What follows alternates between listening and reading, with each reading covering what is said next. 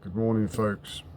Yeah, it's early morning because when everyone else is asleep, then your consciousness it's not being interfered with on the waves by others because they're all taking a slice of death.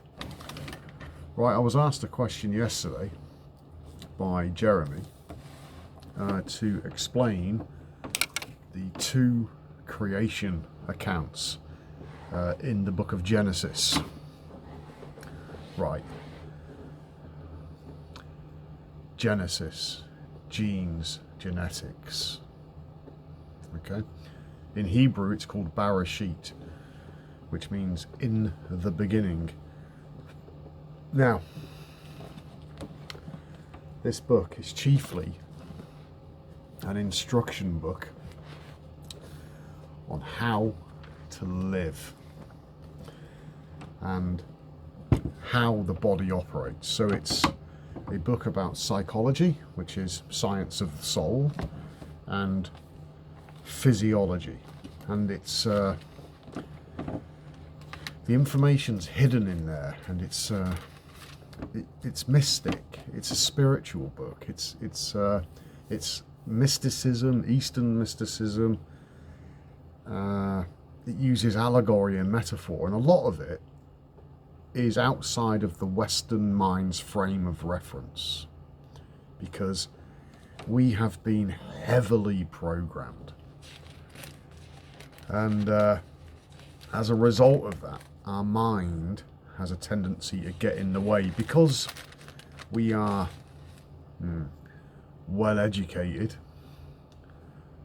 programmed, indoctrinated by a system, and it's breaking away from that system to look at things yourself and to break your own bread. The bread's in here, it's your brain. Break it, okay? Start taking things apart, and it's quite a daunting process. But it's only daunting because your mind gets in the way, and people cling to belief systems. Stop believing in stuff. Start knowing stuff, because when you know something, it can't be taken away from you. But if you have a belief system, and then somebody else comes along and challenges it, then you'll be defending something, because to lose it would be painful. So people defend a nonsense. So there is a lot of conjecture on the internet and elsewhere about the two creation accounts. Right. Now, the book, the Bible, right, is predominantly for people. It's not for the religious. That they have a very low and little understanding. And the people that butchered the scriptures did that to maintain this lowly and little understanding. Politics keeps you poor, religion keeps you dumb. Now, when you start thinking for yourself and you're being critical and you start asking questions like, why do I believe this? Who are these people? Why is everybody trying to rule me? Then you start to, that's where the journey starts, basically. So the journey it's two testaments. So testament, test a mind. So you've got test a mind 1, test a mind 2. And the accounts are the creation of your tabernacle, which is your body, also referred to as the church. This is your church. This is the temple. And when you go into the temple, into the holy place, the pineal gland. And the pineal gland is symbolically known as Jerusalem. So Jesus would go to Jerusalem, and that's higher consciousness. And the Apostle Paul, which is the egoic consciousness, he went to Rome. Yeah, because Rome is the world's spiritual center. Because there's more Christians than any other religion. It's all shit anyway. Like London is the world's financial centre, and Washington DC is the world's military centre. So there you go, the satanic trinity. Now, but the wise amongst you, right, will understand the position of the Apostle Paul, and you might recognize it as yourself. So you're a seeker, but the Apostle Paul is the deception. It's your mind, it's your ego, and you've got to overcome that. So you follow the instructions of the character called Jesus, because anything that Jesus said, Paul opposed. For example, Jesus said, do not call anybody your father, because your father is in heaven, which is the unified field, which is physics. Whereas the Apostle Paul said, like, I am now your father. You know, so you're like, what? It's because they oppose each other. Because that's the spiritual war. You've got this higher calling, trying to figure it out, and you've got your mind getting in the way, causing you to stumble. That's the Apostle Paul, you know. Jesus gave everybody sight, but when he met the Apostle Paul on the wide path with all his mates, the wide path to destruction, incidentally, he blinded him. Do you see? It's the same thing where in the Old Testament, God loved Jacob, but hated Esau. So we apply that logic to God loved Jesus, but hated Paul. You see, it's the same thing. It's the same thing with King Saul, King David. King Saul was the unenlightened man. Okay? King David was the enlightened King Saul. It's the same individual. So when you're reading about King Saul, that's you, but in a lowly and little state of consciousness. And then you read about King David, who superseded King Saul, and then you recognize that King David is also you, if you're enlightened. And the enlightenment is a physiological thing. It's not imagined. King Saul, in ancient Hebrew, it's King Shaul, exactly the same name as the Apostle Paul in Hebrew.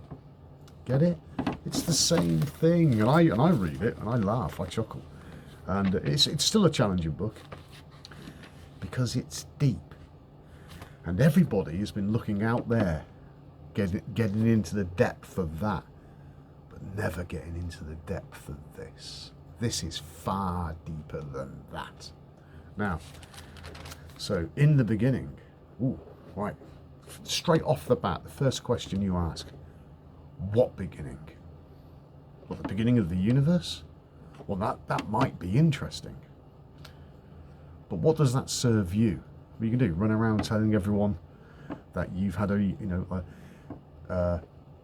mystical experience because now you understand the Big Bang. Something came from nothing. Okay? So, it's not about those things. That's the distraction. The world's a stage. Turn it in. So, in the beginning of what?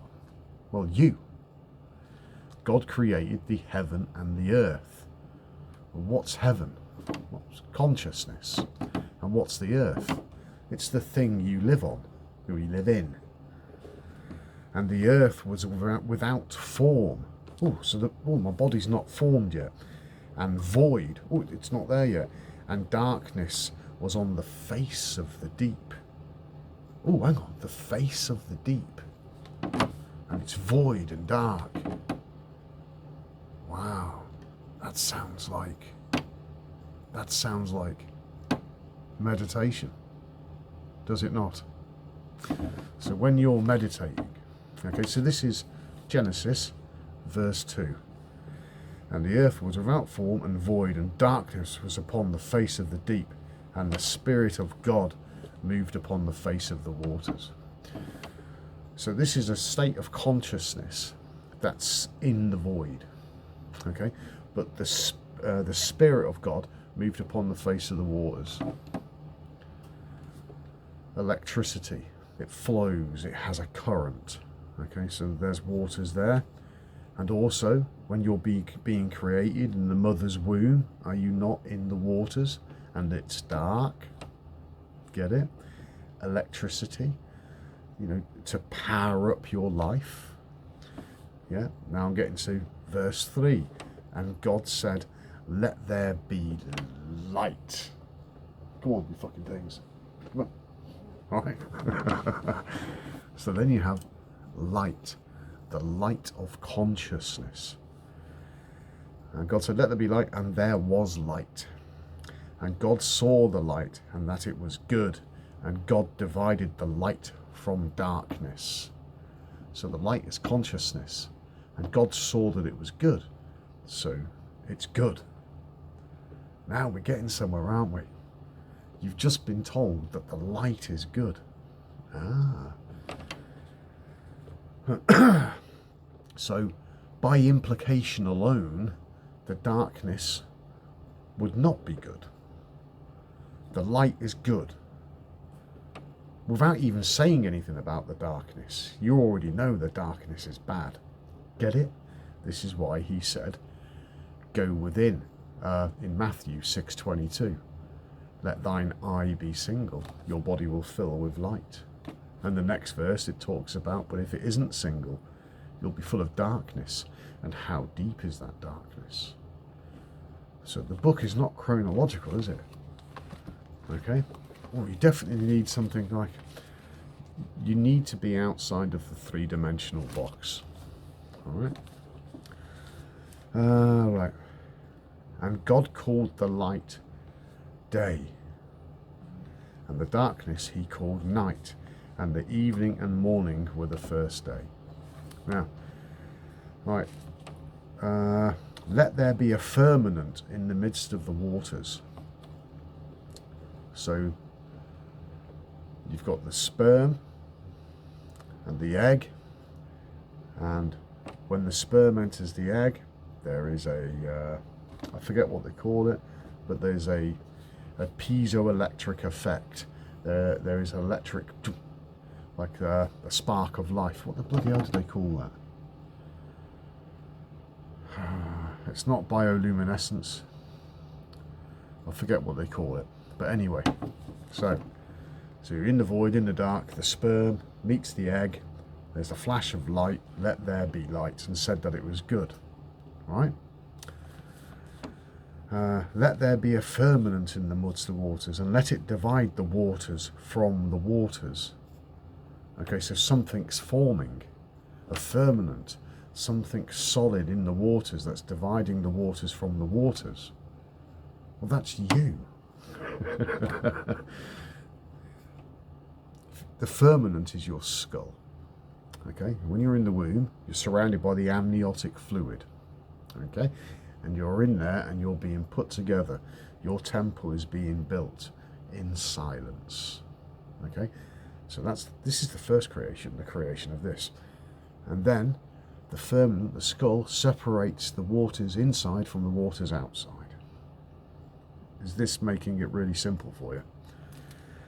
And God made the firmament and divided the waters which were under the firmament from the waters which are above the firmament, and it was so. And God called the firmament heaven, the brain, consciousness, and the evening and morning were the second day. And God said, let the waters under the heaven be gathered together unto one place, and let dry land appear. And it was so. So you can have your brain developing and your body developing, which would, in symbolic speech, that's the dry land appearing. Is this making sense to people? And God called the dry land earth, and gathering together of the waters. Actually, it's not earth. The Hebrew word is eretz, and it means lands. Okay? And so called the dry land, called the dry lands, and the gathering together of the waters called he seas, and God saw that it was good. So you're being created, and you're good. But religion tells you that you're a sinner from birth.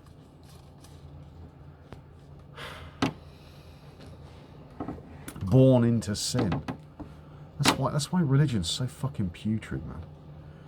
And God said, let the earth bring forth grass, the herb yielding seed, and the fruit tree yielding fruit after his kind, whose seed is in itself upon the earth. And it was so.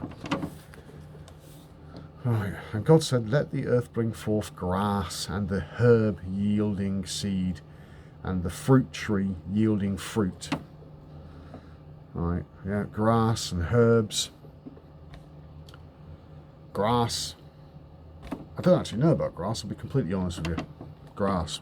Probably hair. Don't know. Herb. But the fruit tree yielding fruit. The fruit tree is the brain, because it yields fruit, which is the sacred secretion. Whose seed, and Jesus is, he talks about the seed, because he looks at the fig tree and there was no fruit, so there's no seed, it's not producing anything, so he cursed it. Whose seed is in itself upon the earth. Okay, so it's in you. And what's this? Genesis 11. And the earth brought forth grass and herb yielding fruit of its kind. Yep. And the evening, the morning, the third day. And God said, let there be lights in the firmament of the heaven to divide the day and night, and let them be for seasons, and for days and years.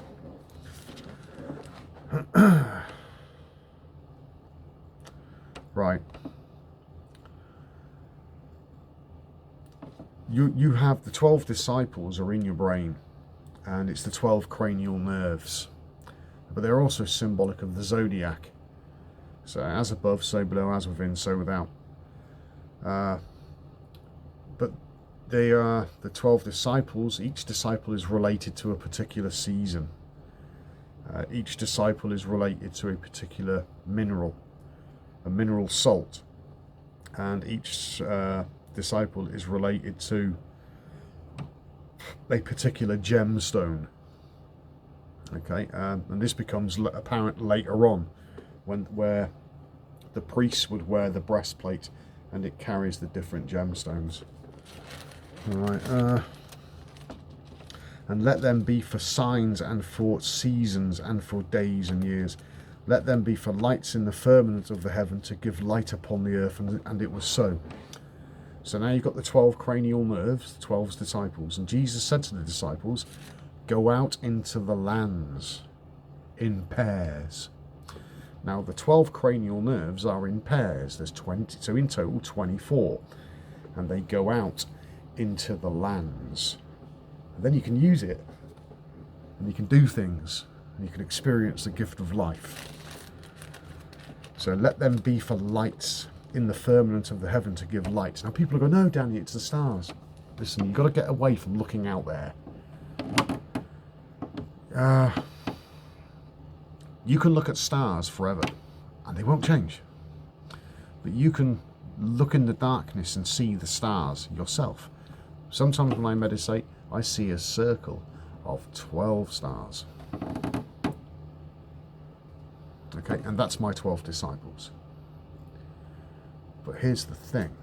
When I'm watching those 12 disciples, okay, they're my followers. Okay, they follow me.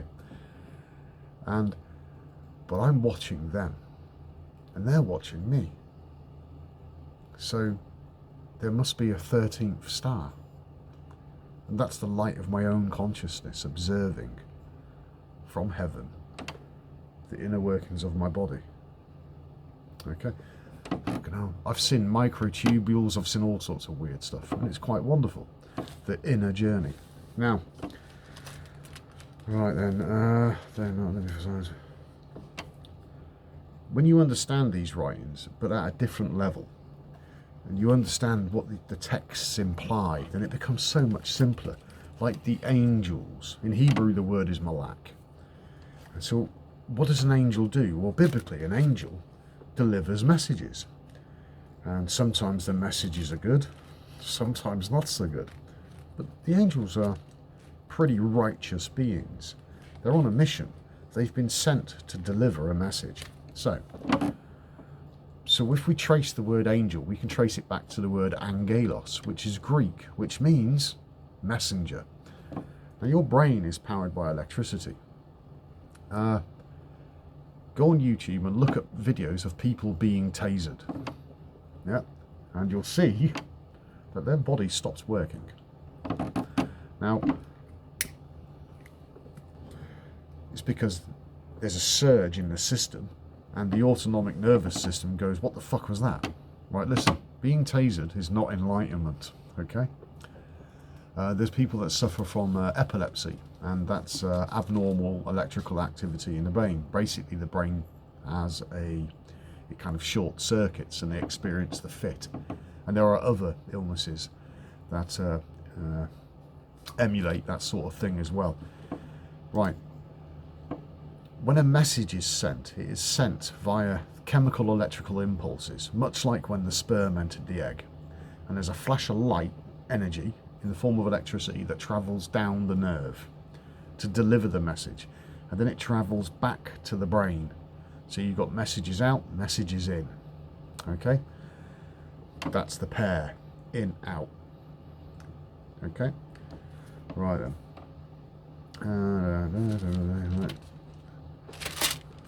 Right. And yeah, the darkness, and it was good. And God, verse 20, and God said, let the waters bring forth abundantly the moving creature that have life, and fowl that may fly above the earth in the open firmament of heaven.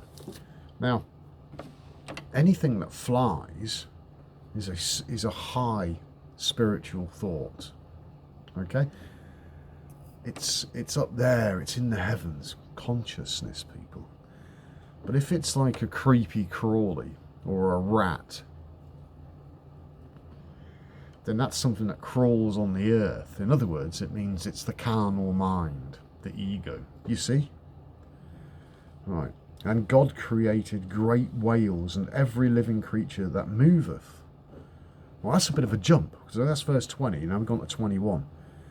So we're talking about the fowl that may fly above the earth and in the open firmament of the heaven. And now we've gone into, he's gone whales and every living creature. Now every living creature has a nervous system or a brain. Okay, it has a system that allows it to function. Now it might be a sentient creature, like whales, dolphins, chimps, dogs, cats, they're all sentient. They understand pain, they interact, they have complex social structures. But then there are other creatures that don't have that, like ants. But ants have very complex social structures, which baffles scientists, because how do they do what they do? It's because the intelligence exists out them, but works through them. And the same thing applies to human beings. Right, so every creature that moveth, which the waters brought forth abundantly. So which the waters brought forth abundantly. So is he talking about mammals? And creatures that are born in the water? So that would include avians and reptiles. They're born in eggs. Okay. And every winged fowl after its kind, and God saw that it was good. So it's life, it's the creation of life, and you are created in the same way. Look, when you look at animal kingdoms, especially mammals, the males have a penis. Now it might be oddly shaped, might be smaller, bigger. Females have the vagina, and they have breasts, generally. Not all, because there are a little bit of variations, This creative intelligence does have a means of playing around with things. You've only got to look at the platypus to appreciate that side of things. But it's a system that works. So it would be uneconomic to create a different system of reproduction for every species. So every species shares the same common features. but the script that makes those creatures, the DNA, is different to allow life to express itself differently, so that the whole system functions as a whole. And God blessed them, saying, "Be fruitful and multiply, and fill the waters in the seas, and let the fowl multiply in the earth." Go out and have sex. Reproduce. Okay? And the evening and the morning was the 5th day. And let the earth bring forth the living creature after his kind, cattle and creeping thing, and a beast of the earth after his kind, and it was so.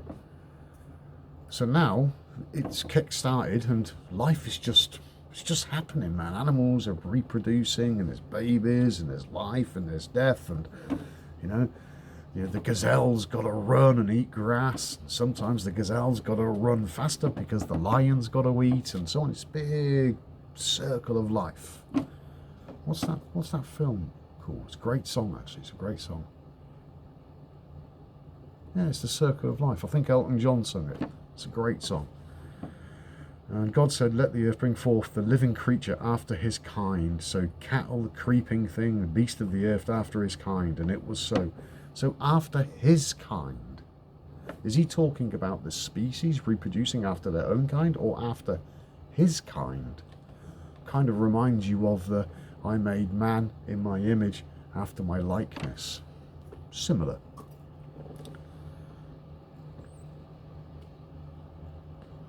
And God saw that it was good. And then and let us make man in our image. Now this is where people get confused. Man is the intellect, the ego intellect. Okay? So this applies to male and female alike. So in our image. Okay. So what separates us from all the animals? They're sentient. They have complex social structures. They have courting rituals and all sorts of strange stuff. So there is an intelligence operating there. But what separates man from them? Well, it's the man. It's the intellect. We have the ability to use reason, logic, critical thinking, tied in with, observation, and we question things, which is being watered down really badly. Right, so let us make man in our image. So this intelligence that created all this life has given us the ability to think and to reason and to express ourselves in so many ways that the animal kingdom can't. Now you've got dolphins, and they have a very complex language structure. They project images to each other like whales do, but they can't design anything. They can't create anything because they don't have the apparatus. They don't have the opposing thumbs. But they also have no need. A blue whale has absolutely no need for a stool or fire.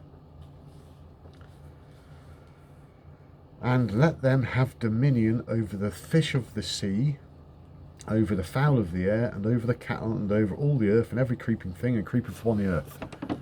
So in other words, you rule it.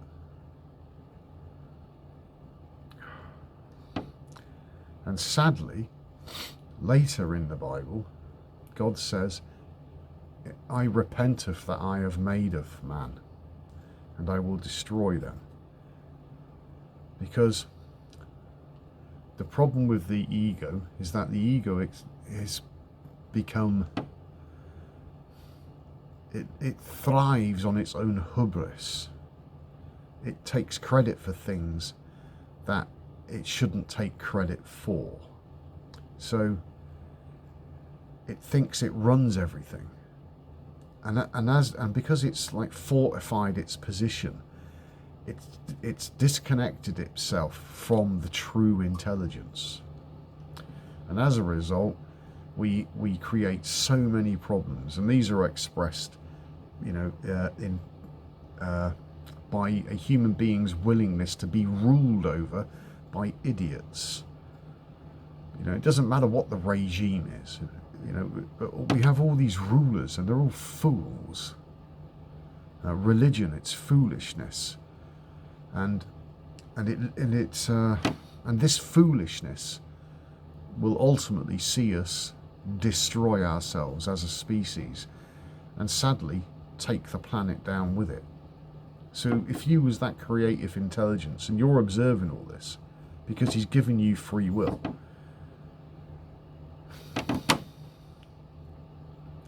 what would you do?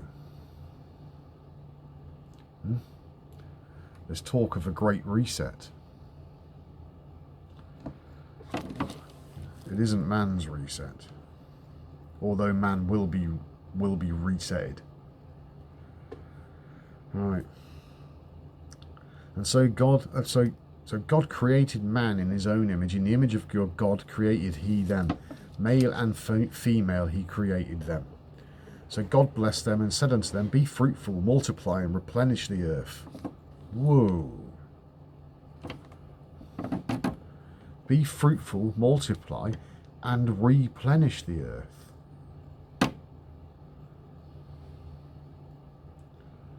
Hang on. Well, I'm just going back a little bit.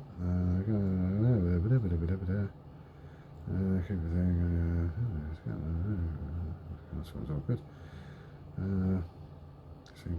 Well, because he didn't say to the animal kingdoms, replenish the earth. He said, be fruitful and multiply and fill the waters and the seas and the fowl. And, you know.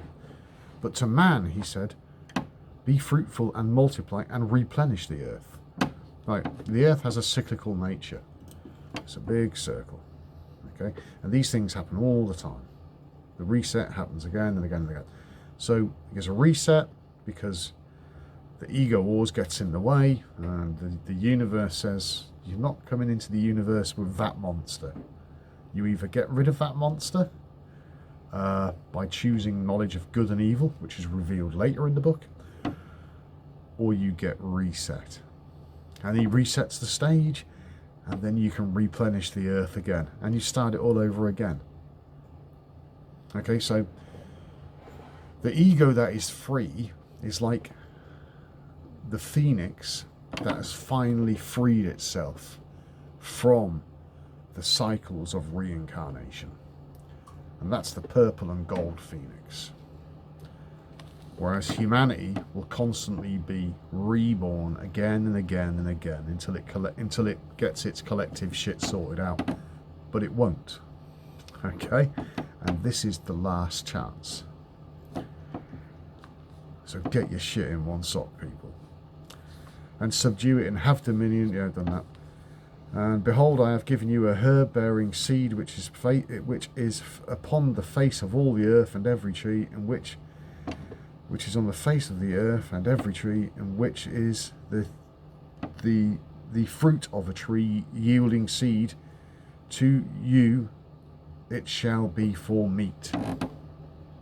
Now, meat doesn't have the same connotations that it has today. We associate meat with the flesh of a dead animal.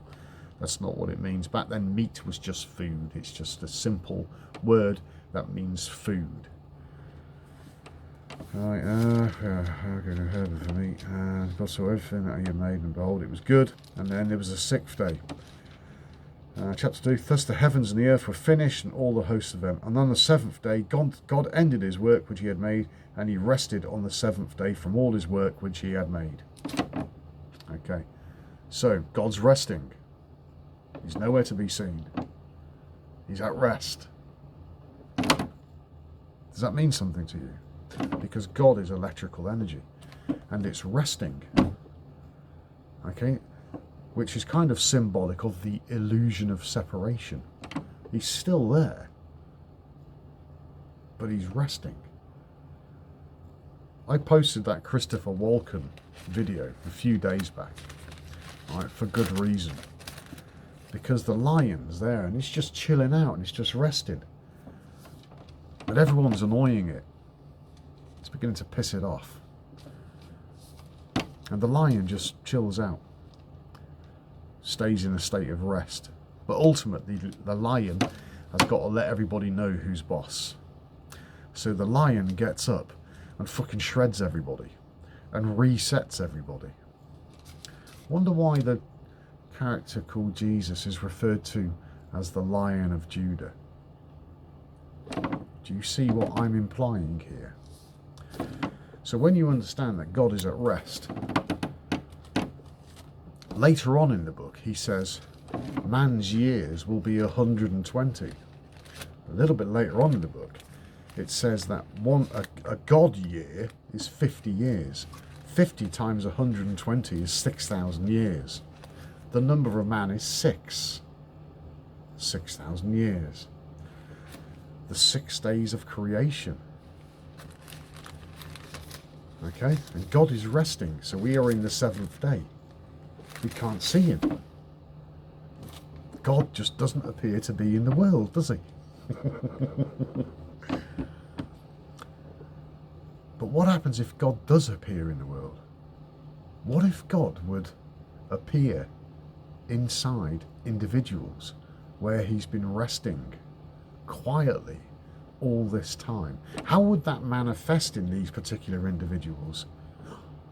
Would it be a shift of energy going into their brain? Would it be the what is described as the Kundalini going into the brain? Would it be the opening of the 7 seals as revealed in the book of Revelation? The book's not chronological, people. It kind of meets sort of thing in the middle. You've got the 2 testaments and you kind of meet in the middle. The middle's very important. It's quite a narrow path. Now, these fucking lights. Bloody things. Right then, so. But taking a careful look. Be quiet, you. Right, let me just turn that off a moment. Now this might be a bit much for some, okay? Because you've probably never heard it expressed like this before. Now the second account is Adam and Eve, where they're told, not to eat the fruit, and the serpent comes into the garden and influences Eve.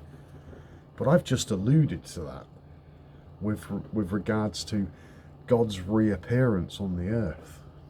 Okay, and the Garden of Eden's the brain, Eve is the subconscious mind, Adam is the intellect, the serpent is the energy. It's a crafty, subtle energy. Okay, and it's the enlightenment. So, the first creation account is the creation of this.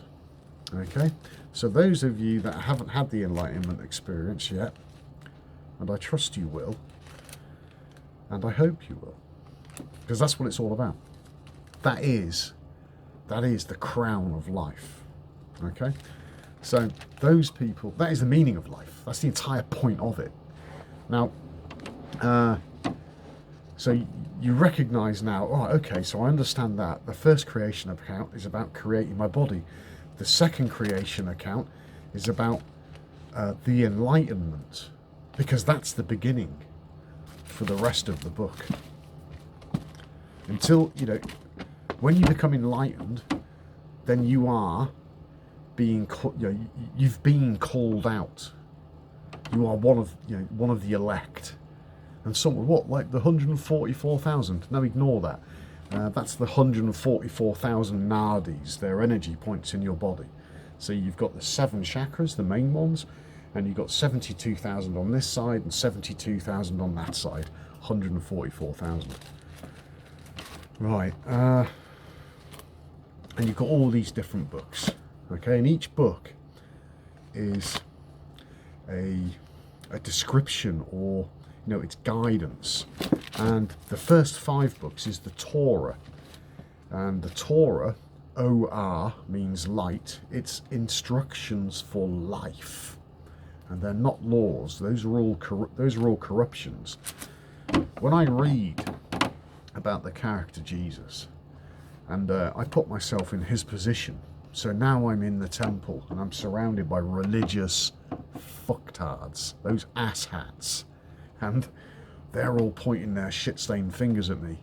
And I say to them, is it, because that's the entire point of being enlightened. It's because you are. So you would say to a Pharisee or a bishop or a religious moron, a leader, you would say to him, is it not written in your book of laws that you are gods? Because these laws, man-made laws, filthy.